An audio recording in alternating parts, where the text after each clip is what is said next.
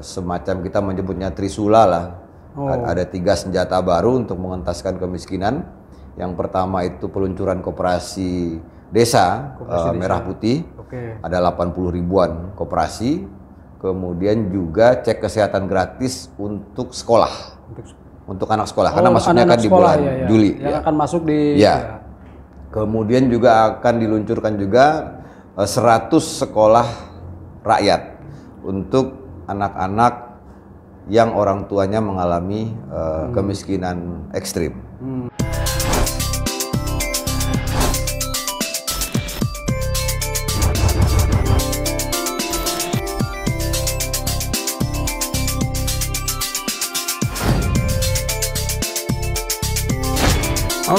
Obrolan aktual.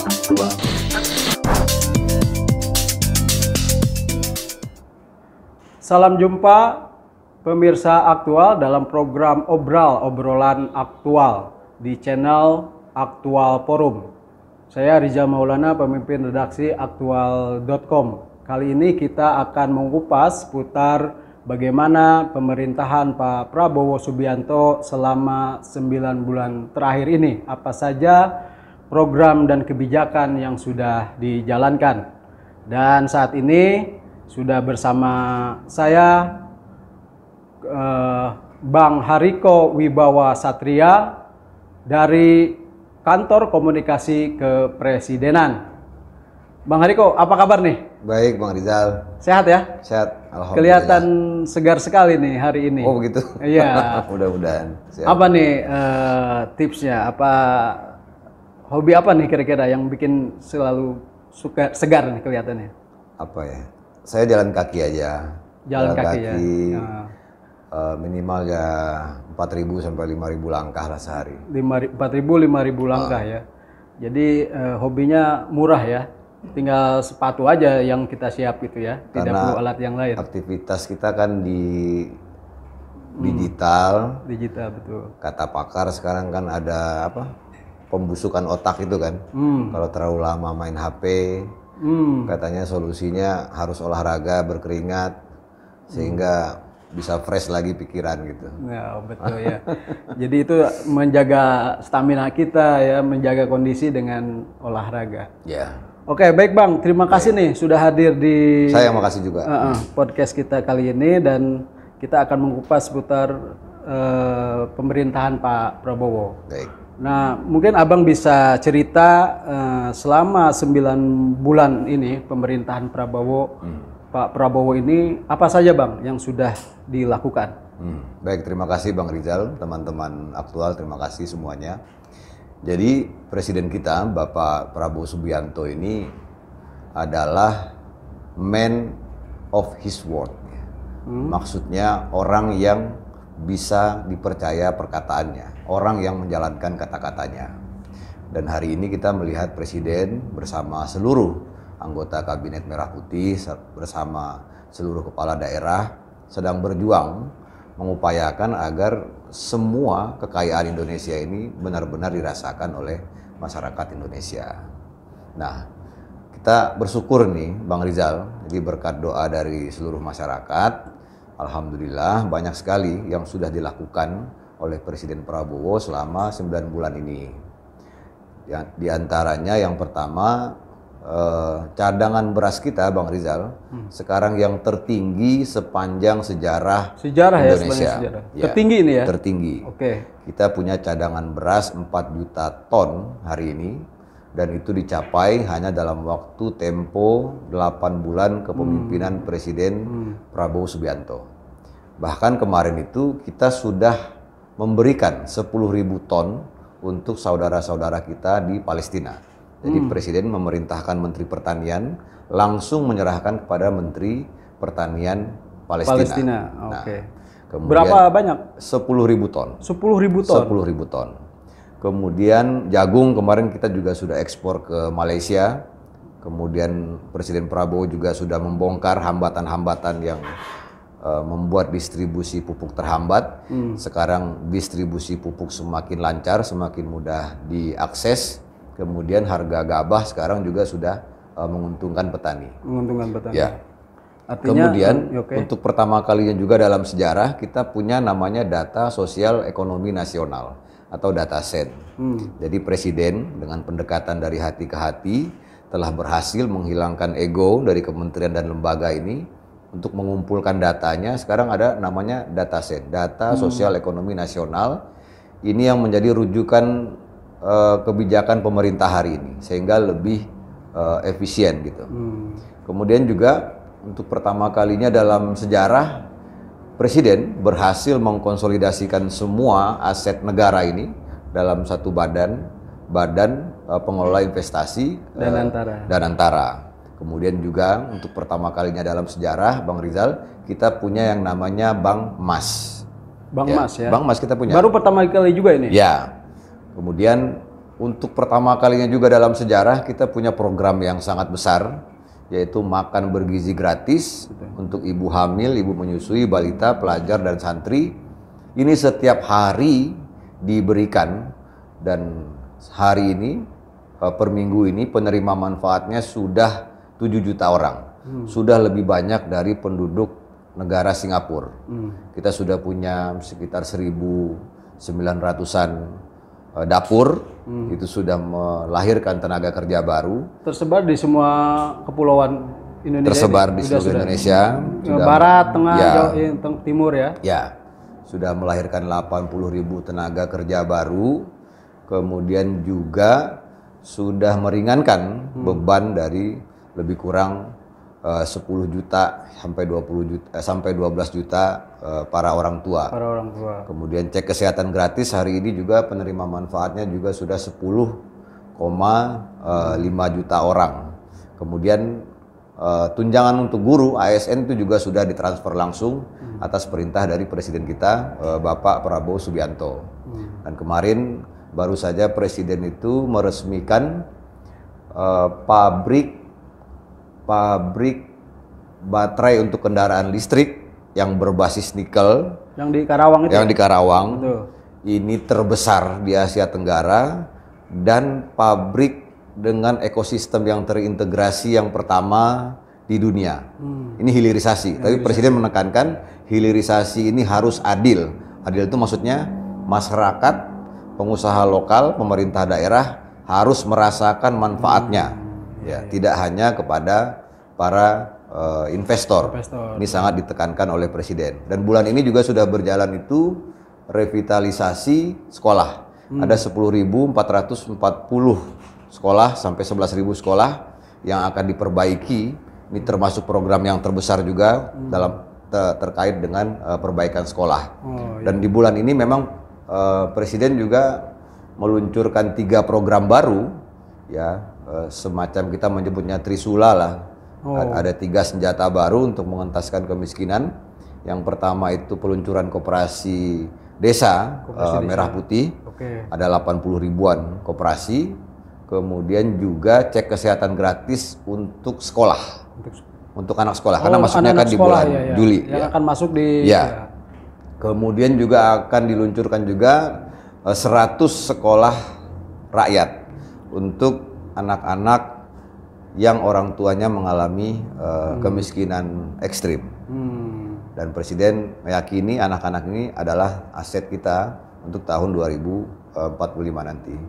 Yang terakhir kemarin kita juga melihat setelah 18 tahun belum mengalami kenaikan, presiden juga memenuhi janjinya dengan menaikkan gaji hakim. Gaji para hakim. Ya, hakim ini jumlahnya sekitar 8.711 ya. Berapa persen kenaikannya para hakim? Yang paling tinggi itu untuk hakim junior itu 280%. 280%? Ya, 280%.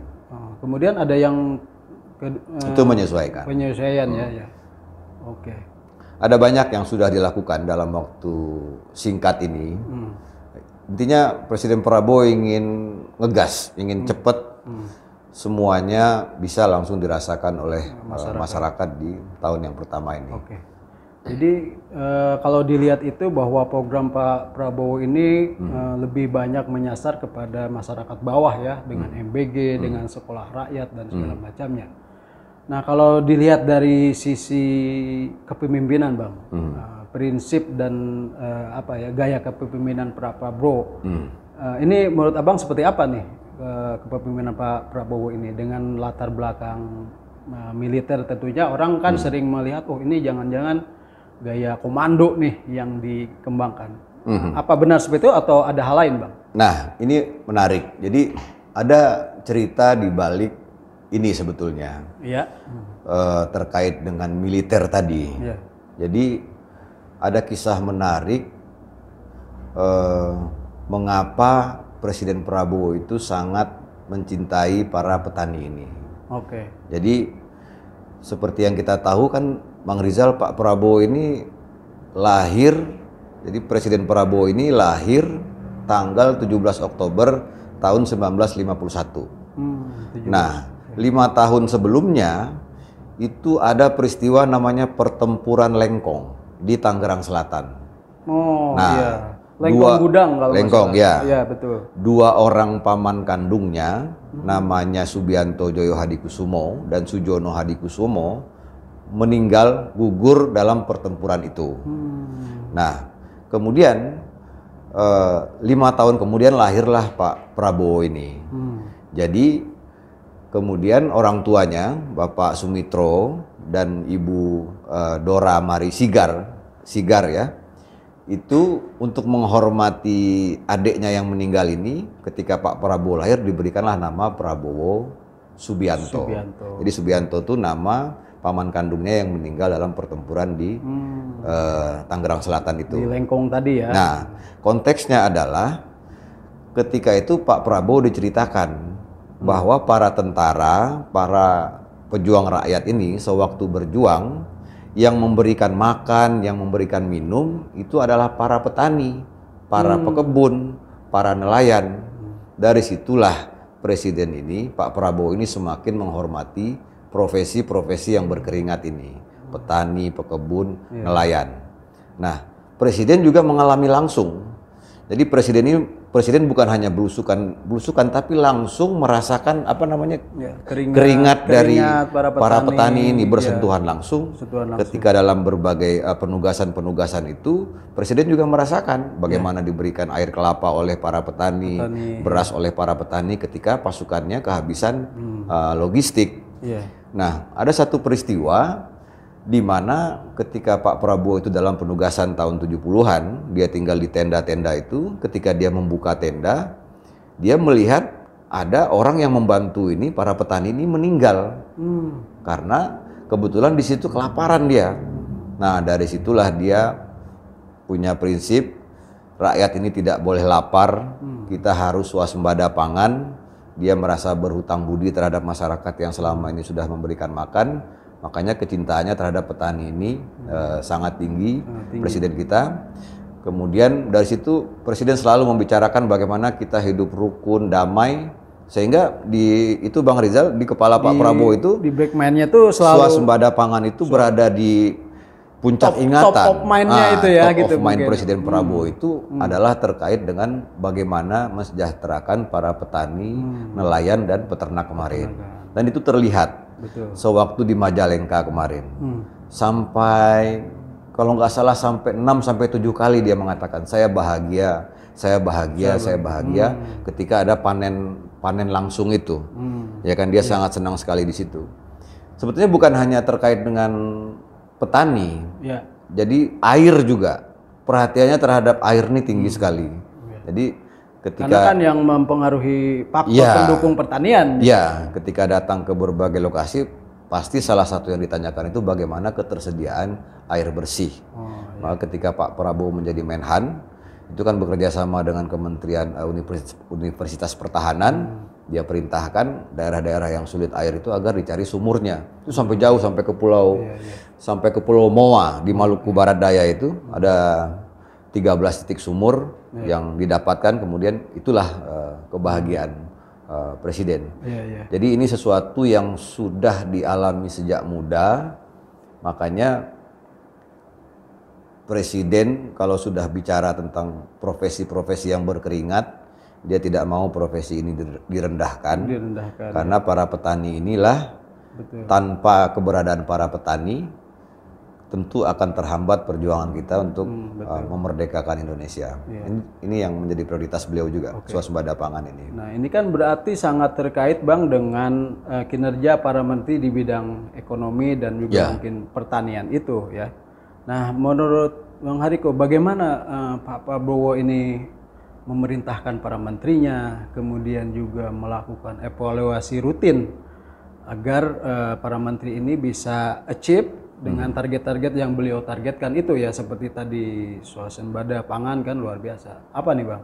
Ya, Presiden sudah tentunya punya data ya terkait program-program apa saja yang sudah dilakukan oleh para menteri.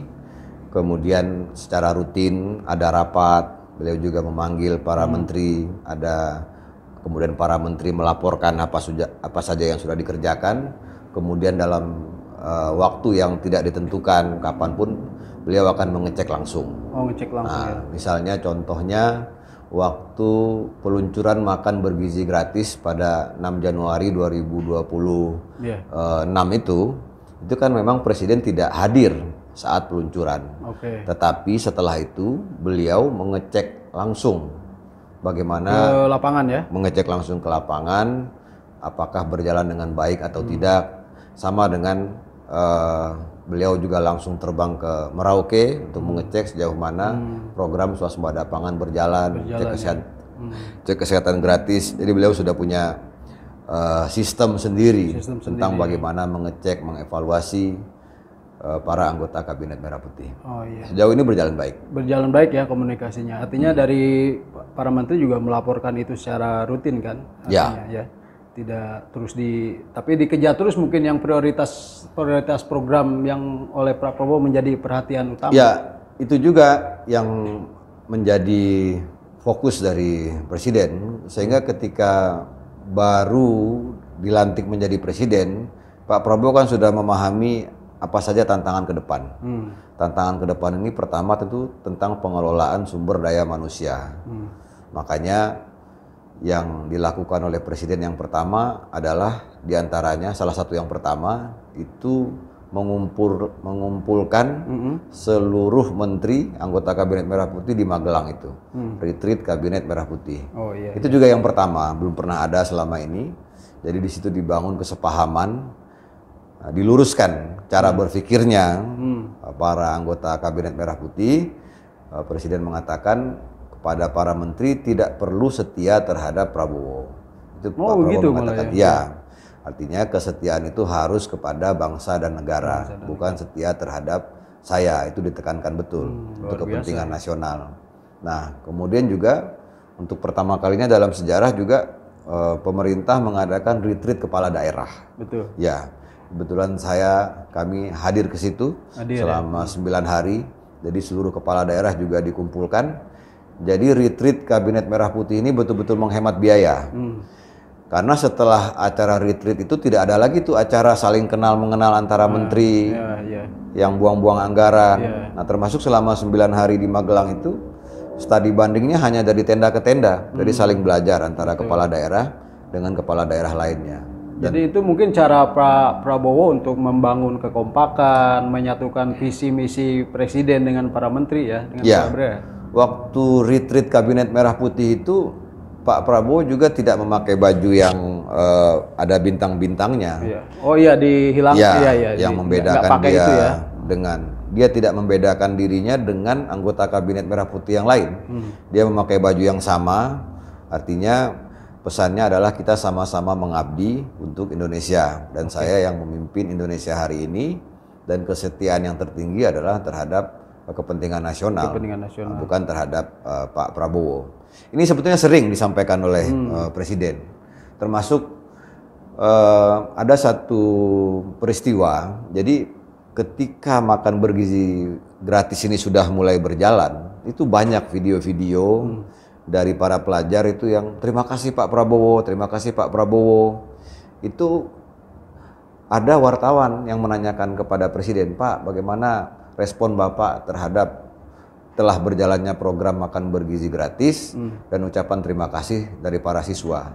Di situ ekspresi wajahnya Pak Prabowo langsung berubah. Dia katakan di situ tidak perlu mengucapkan terima kasih kepada saya. Tolong ibu-ibu, bapak guru, anak-anak tidak perlu mengucapkan terima kasih kepada saya. Ini sudah tugas saya sebagai seorang kewajiban pemimpin. ya, sering bilang begitu Pak Prabowo Ya, betul. tidak perlu berterima kasih. Tolong ajari anak-anaknya belajar dengan baik, akhlaknya harus baik, badannya harus sehat. Cuma itu yang disampaikan oleh Presiden. Nah, justru yang didengar oleh Presiden itu adalah sebetulnya protes-protes yang di media sosial itu. Bukan protes, maksudnya daerah sekolah kami belum dapat, pesantren kami belum dapat. Nah, ini yang lebih diprioritaskan oleh Presiden, sehingga kemudian beliau mengadakan rapat terbatas bagaimana agar program makan bergizi gratis ini bisa menjangkau lebih banyak lagi. Karena ini sekali lagi, makan bergizi gratis ini program yang belum pernah ada di era manapun. Pernah digagas, di Indonesia, pernah diinisiasi, karena ini bukan memberikan makan bergizi gratis sekali seminggu atau 2 kali seminggu. Setiap hari ini setiap hari. Setiap hari gitu. Ya betul. Dan ini kerja yang sangat proyek besar lah, atau program yang sangat besar ya, karena memakan biaya yang luar biasa dan juga melayani sekian juta siswa anak-anak ini itu yang luar biasa ya. Ini program yang memakan anggaran besar, tetapi sesungguhnya ini juga investasi yang besar. Maksudnya begini, kalau anak-anak itu sedari dini kita berikan makan bergizi gratis, bukan hanya makan bergizi gratis, tapi juga edukasi bahwa kamu jangan terlalu banyak makan gula, kamu harus olahraga. Jadi harapannya adalah anak-anak ini sampai dia sekolah, sampai dia mahasiswa, dia tidak diabetes, dia paru-parunya baik, pankreasnya baik, fisiknya baik. Ini justru akan menjadi aset kita gitu. Betul. Tapi kalau sedari dini negara tidak hadir, nah itu malah repot. Jadi kami justru melihat program ini bukan mengeluarkan biaya yang besar, tetapi ini sesungguhnya adalah investasi yang sangat besar. Dan sudah saatnya lah masyarakat merasakan langsung uang uang rakyat ini, uang kan rakyat juga, ya? Uang itu juga berasal dari uang rakyat gitu loh. Oke Bang, kita ingin kembali lagi ke isu para menteri nih, kinerja para menteri. Nah, apa KPI atau indikator keberhasilan seorang menteri di mata Pak Prabowo? Indikatornya itu apa saja Bang, kira-kira yang bisa membuat Pak Prabowo merasa puas dengan kinerja kementerian itu? Ya, kita punya 8 Astacita, ada program prioritas, ada program hasil terbaik cepat. Nah, itu salah satu ukurannya. Kemudian dampak langsung kepada masyarakat. Nanti Presiden akan melihat langsung, akan mengecek langsung. Kemudian beliaulah yang akan memutuskan bagaimana evaluasinya, bagaimana tindak lanjutnya dan lain sebagainya. Intinya Presiden sudah mempunyai data terkait apa saja yang dilakukan oleh para menteri. Dan kita juga sama-sama melihat itu rapat terbatas rutin dilakukan, tidak peduli hari libur. Kemudian evaluasi terus dilakukan. Kemudian juga kami berterima kasih kepada masyarakat yang sudah memberikan kritik, saran, masukan, itu juga sangat diperlukan gitu. Nah, di belakangan kan kita melihat juga sebagian banyak menteri yang justru dalam tanda kutip nih sepertinya membuat kegaduhan, maaf nih gitu. Nah, dan terkesan bahwa Pak Prabowo lah yang langsung turun tangan menyelesaikan gitu para menterinya. Nah, ini apa akan jadi indikator juga nantinya ke depan nih buat Pak Prabowo? Ya, sejauh ini Presiden mengapresiasi kinerja seluruh anggota Kabinet Merah Putih. Masih mengapresiasi nih ya, hampir seluruh. Presiden mengapresiasi selama lebih kurang hampir 9 bulan ini. Presiden menilai kekompakannya terjalin dengan baik, komunikasinya berjalan dengan baik. Hanya Presiden terus menekankan jangan cepat berpuas diri, meskipun ada survei yang mengatakan kepuasan sampai 81% atau di atas itu. Tapi survei harus lebih banyak bekerja keras, karena betul-betul masyarakat ini harapannya sangat tinggi. Jadi itu yang terus didorong oleh Presiden. Nah, ini juga kita melihat di dinamika sekarang nih muncul juga isu-isu ada reshuffle lah atau ada permintaan penggantian kabinet, para menteri yang dianggap oleh publik ini tidak perform, bahkan menimbulkan masalah. Nah sebenarnya gimana nih Bang? Tahun ini sebenarnya menjelang 1 tahun Pak Prabowo ini ada nggak sih rencana reshuffle atau akan tetap seperti ini tim yang dibentuk? Gimana Bang? Ya itu sepenuhnya hak prerogatif dari presiden ya. Itu. Reshuffle, pergantian kabinet, apapun lah itu sepenuhnya hak prerogatif dari presiden. Jadi kita serahkan seluruhnya ke presiden. Ya. Jadi nggak ada bocoran nih? Nggak ada. Atau jadi Jadi masih rahasia di presiden sendiri yang tahu ya? Ya presiden. Hanya Pak Prabowo dan Tuhan yang tahu soal presiden reshuffle. punya semua informasi. Dia akan membuat kebijakan yang terbaik. Oke. Nah, menurut Bang Hariko, tantangan apa sih yang paling banyak dihadapi oleh pemerintah saat ini? Apakah itu tantangan pihak luar ataupun kondisi dunia sekarang ini kan seperti perang ya, kemudian gejolak ekonomi, ataukah ada tantangan lain di dalam negeri yang justru itu akan menghambat keberhasilan kabinet ini, Bang? Iya, situasi global tentu sangat berpengaruh. Oleh karena itu presiden kan sudah mengingatkan dunia ini memang bisa terjadi perang kapanpun. Gitu. Ya. Dan kalau ke dalam sih sejauh ini segala tantangan itu relatif presiden bisa menghadapi. Karena memang sejak awal sudah dibangun modal yang sangat kuat. Ya. Artinya Presiden Prabowo punya hubungan yang sangat baik dengan Ibu Megawati, dengan Pak SBY, dengan Pak Jokowi. Persatuan sangat kuat ya. Hanya memang kita perlu mengantisipasi terkait dengan disinformasi saja. Disinformasi, misinformasi, fitnah, kebencian. Ini yang harus kita berhati-hati sehingga tidak terjadi kekacauan di masyarakat, kerusuhan di masyarakat. Ini kita harus sangat waspada. Jadi menjaga stabilitas lah ya, kerukunan antar kelompok masyarakat, agama ya. Ya, karena disinformasi ini kan sangat mengerikan sekali ya dampaknya ya. Jadi disinformasi itu bahkan terindikasi kuat di informasi yang tidak benar itu terindikasi kuat telah membuat ribuan orang meninggal dunia. Itu baru disinformasi terkait dengan masalah kesehatan di zaman COVID ya. Betul.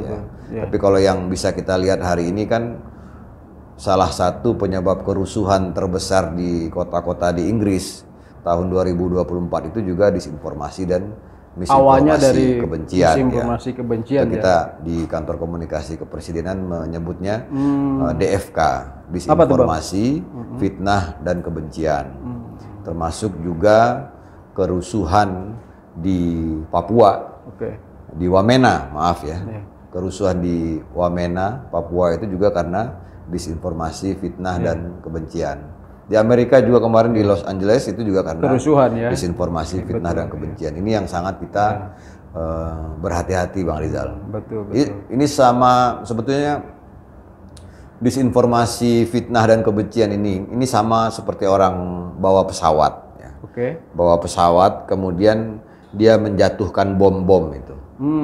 Hanya bomnya ini tidak langsung meledak. Bisa meledak seminggu lagi, bisa meledak sebulan lagi, bisa meledak setahun lagi. Jadi bom waktu lah ya. Yang dijatuhkan itu kebencian terhadap suku A, yang dijatuhkan itu kebencian terhadap agama tertentu. Jadi lama-kelamaan kalau ini tidak kita antisipasi, ini bisa meledak kapanpun. Nah inilah yang kita sangat mengantisipasi disinformasi, fitnah dan kebencian ini. Nah kebetulan kemarin sudah ada penelitiannya dari World Economic Forum. Itu dia melaporkan resiko global di dunia tahun 2025. Jadi ancaman di dunia itu nomor 4 yang sangat mengancam itu adalah disinformasi dan misinformasi. Apalagi sekarang dengan adanya AI ini banyak manfaatnya. Tetapi di sisi lain negatifnya juga. Dia sudah sangat bisa meniru apapun. Kemarin itu bahkan ada Ka'bah itu dipenuhi sama perempuan-perempuan ya. Itu kalau orang yang tidak paham kalau itu dibuat oleh AI, itu orang bisa marah, emosi dan terprovokasi. Dan diprediksi tahun 2027 ancaman nomor 1 di dunia ini adalah disinformasi dan misinformasi. Ya, ini kan dampak dari media sosial juga ya, dampak dari bagaimana informasi lewat digitalnya yang masif ya. Ya. Dan semua orang bisa membuat konten apapun ya, termasuk dengan konten AI ini ya, AI tadi itu ya. Ya, semua orang bisa membuat konten. Meniru Pak Prabowo, meniru tokoh-tokoh dunia kan sekarang seperti dibuat semacam konten-konten seperti itu. Ya. Bagaimana tim dari kepresidenan mengantisipasi itu secara langkah-langkah roadmap-nya itu seperti apa itu, Bang? Ya, untuk melawan disinformasi, fitnah dan kebencian ini, kita yang pertama kali kita menyadarkan dulu tentang bahaya dari disinformasi, fitnah dan kebencian ini. Seperti sudah kita sampaikan tadi, kita tunjukkan beberapa kasus di belahan dunia lain maupun di Indonesia yang rusuh akibat disinformasi, fitnah, dan kebencian. Contoh tadi, misalnya tadi ya terindikasi kuat ada ribuan bahkan puluhan ribu orang yang meninggal dunia karena disinformasi masalah kesehatan itu ya. Saat COVID itu ya. COVID. Makanya ada benarnya juga namanya waktu itu infodemik namanya. Infodemik itu informasi yang justru bisa membuat orang semakin sakit bahkan meninggal dunia gitu. Kemudian juga kantor komunikasi kepresidenan mengadakan ghost to kampus, ya datang ke kampus, kemudian menjelaskan tentang bahaya ini. Kemudian kami juga punya kanal khusus media sosial untuk meluruskan berbagai disinformasi. Jadi gini, disinformasi itu maksudnya perbuatan yang secara sengaja dilakukan untuk membuat keresahan. Nah, kalau misinformasi, orang menyebarkan konten itu secara tidak sengaja. Nah, padahal konten itu tidak benar ya. Tidak benar. Dan cenderung menghasut atau konten-kontennya menghasut atau memprovokasi seperti itu. Ya, disinformasi itu bisa kita temukan dalam banyak hal. Misalnya di kolom komentar. Misalnya orang mengatakan kalau makan di sini sangat enak, yang kecil-kecil itu ya. Kemudian orang datanglah ke tempat situ, padahal di situ makanannya belum tentu enak, belum tentu cocok di lidah semua orang gitu.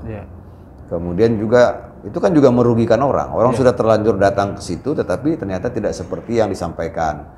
Atau kita mungkin membahasakannya overclaim. Ya, bukan hanya terkait politik, tetapi juga di bidang kesehatan, di bidang pendidikan, melebih-lebihkan mempromosikan sesuatu itu juga bisa disebut sebagai disinformasi. Oke Bang, ini mungkin ke aspek ekonomi Bang. Ini kan tantangannya juga cukup besar, luar biasa. Harga rupiah terhadap dolar juga rupiah belakangan kemarin itu kan melemah, dolar menguat, kemudian juga ada PHK besar-besaran, ya kan? Ada PHK besar-besaran, kemudian ada isu para investor melarikan dananya kita ke luar negeri. Nah, ini kan tantangan yang cukup besar nih. Sementara Pak Prabowo juga optimis tetap melihat bahwa akan ada pertumbuhan ekonomi 8%. Nah, sebenarnya Pak Prabowo puas gak dengan kinerja para menteri di bidang ekonomi ini, Bang? Atau ada program apa nanti? Karena akan saya ada kejutan. Kemarin kayaknya Pak Prabowo pernah bilang gitu, akan ada kejutan nih bidang ekonomi. Gimana tuh, Bang? Jadi di kuartal 1 tahun 2025 ini itu sudah 3,6 juta lapangan kerja baru. 3,6 juta lapangan kerja baru tuh? 3,6 juta lapangan kerja yang sudah terbuka. Gitu. Maksudnya gini, misalnya ada PHK, tapi jumlah lapangan kerja yang terbuka juga lebih banyak dari PHK-nya gitu. Kadang-kadang kan kita misalnya menuliskan, wah ini ada banjir PHK, misalnya yang di PHK 1.000 orang.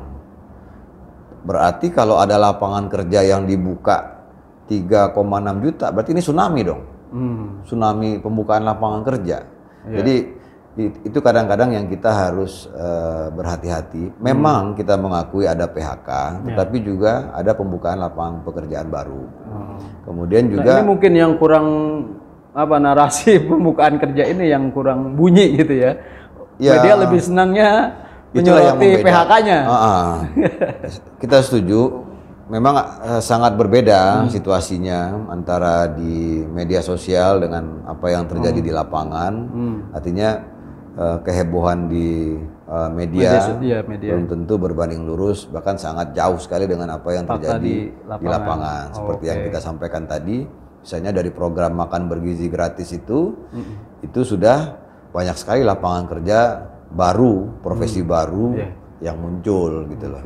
Artinya ketika pemerintah atau negara sudah meringankan beban dari orang tua yang anaknya mendapatkan makan bergizi, ada program beasiswa, ada program sekolah rakyat, ada program cek kesehatan gitu. Itu akan semakin beban akan semakin berkurang. Kemudian juga ada program perlindungan sosial. Nah, ini kan terus disempurnakan. Berarti secara kinerja para menteri di bidang ekonomi dinilai oleh Pak Prabowo masih on the track? Ya, sejauh ini Presiden mengapresiasi para menteri di bidang ekonomi karena berbagai program Presiden Prabowo ini banyak yang lintas sektor. Jadi yang terlibat dalam program makan bergizi gratis itu banyak kementerian, banyak lembaga. Cek kesehatan gratis juga seperti itu, sekolah rakyat. Kemudian revitalisasi sekolah itu banyak kementerian yang terlibat. Maka kekompakan ini sangat diperlukan. Diperlukan ya, betul, untuk menjalankan program supaya berjalan baik. Oke Bang, sekarang ke soal hukum. Bagaimana melihat Pak Prabowo dalam pemberantasan korupsi misalnya? Ini apa Pak Prabowo cukup puas dengan para lembaga penegakan hukum dan juga kementerian di bidang itu? Gimana Bang? Yang patut kita sadari Bang Rizal, pertama kali adalah Pak Prabowo itu kan menulis buku tentang paradok Indonesia ya. Iya, 2017 itu ya, ditulis beliau ya. Maksudnya, sederhananya, seharusnya dengan kekayaan yang seperti ini, kita itu sudah menjadi negara maju. Tapi kan faktanya belum. Nah, salah satu penyebabnya adalah korupsi tadi. Dan memang ini mengerikan.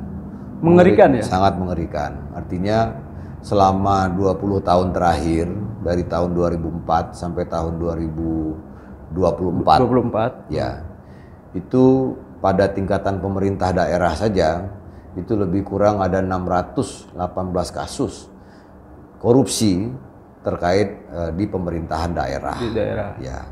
Kemudian di desa juga seperti itu. Ada banyak kepala desa yang terkena kasus korupsi. Jumlahnya ratusan. Ratusan juga ya. Belum saat ini beberapa kasus korupsi yang ditangani oleh aparat penegak hukum. Jadi dampaknya sudah sangat luar biasa dan merugikan masyarakat. Maka Presiden sangat menekankan sekali dalam bidang pemberantasan korupsi ini. Jadi tidak ada pidato Presiden, hampir semua pidato Presiden itu pasti selalu mengingatkan jangan korupsi. Dan Presiden tidak ingin orang-orang yang sudah dipilih menjadi menteri atau menjadi wakil menteri, kepala badan itu melukai hati masyarakat dengan korupsi. Intinya Presiden sudah sangat tegas, tidak ada yang kebal aturan. Bahkan Presiden berkali-kali mengatakan, tolong bersihkan dirimu sebelum masyarakat yang membersihkan itu kita. Terus ya dalam pidato-pidatonya. Itu terus disampaikan oleh Presiden, karena program-program ini kan banyak sekali biayanya. Jangan sampai makan bergizi gratis dikorupsi, jangan sampai cek kesehatan gratis dikorupsi. Dan kami sangat berterima kasih kepada teman-teman media, jurnalis yang juga mengawasi berbagai program ini. Jangan sampai tiba-tiba sudah masuk penjara, sudah ditangkap kejaksaan, ditangkap KPK, ditangkap kepolisian, baru diberitakan. Tapi memang sebetulnya pencegahan bisa dilakukan sangat penting. Justru kalau dari sisi agamanya, kritik itu bisa dibilang dapat pahala kan, karena mengingatkan amar ma'ruf. Ya. karena mengingatkan terhadap kebaikan. Betul. Karena kalau tidak diingatkan ya orang bisa terjerumus. Terjerumus ya. Dan presiden juga tadi menaikkan gaji seluruh hakim. Para hakim. Harapannya sebetulnya Itu pencegahan juga ya. Itu pencegahan juga. Supaya para koruptor tidak dibebaskan seperti beberapa Jadi kasus. waktu mengumumkan kenaikan gaji para hakim itu, salah satu yang disampaikan oleh presiden adalah jangan sampai orang koruptor kelas kakap ini lepas. Bahasanya itu kira-kira begini, percuma kita punya tentara hebat, punya polisi yang hebat, tapi ketika sampai di pengadilan orang ini malah lepas. Itu yang pertama, pesan presiden kepada para hakim.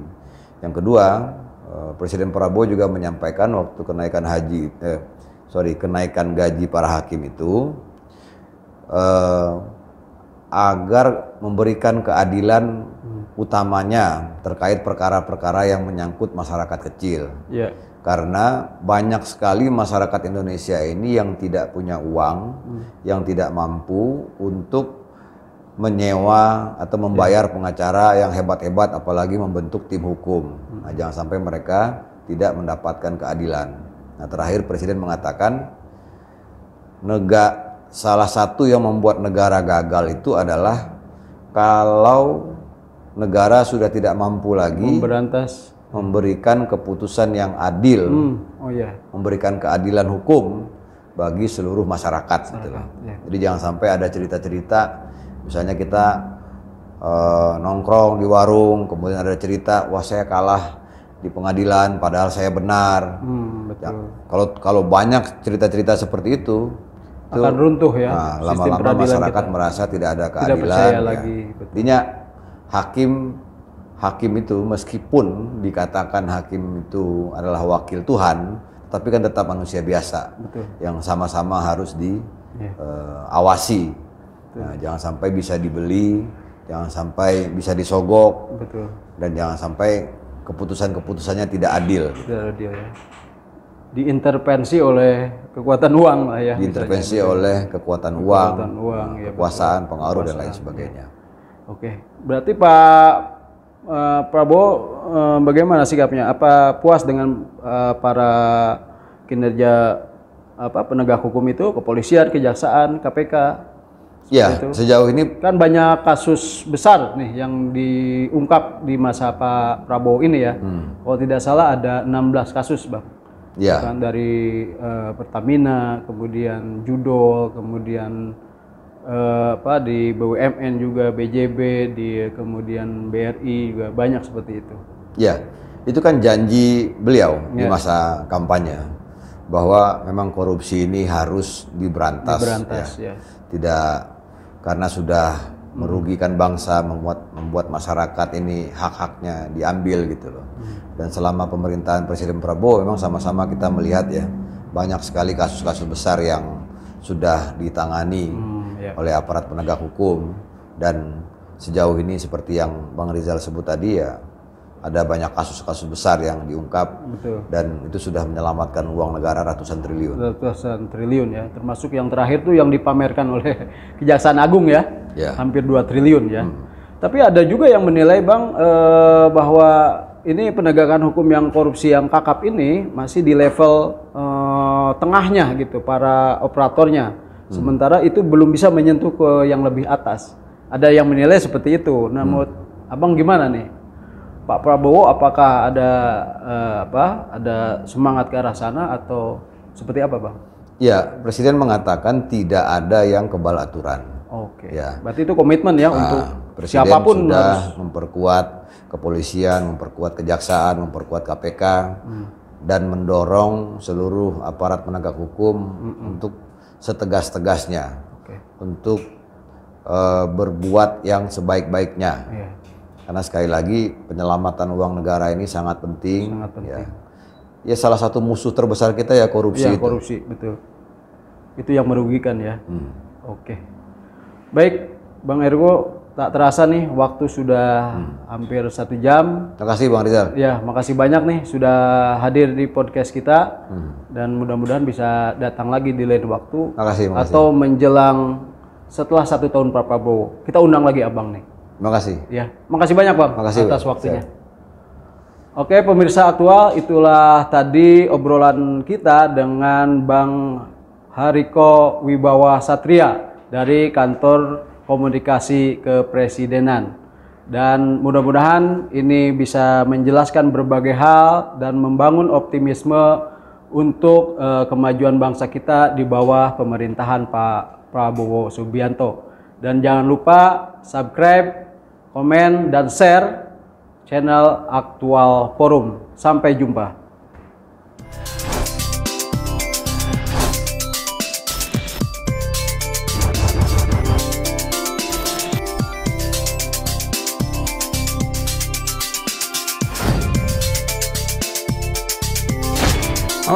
Obrolan aktual.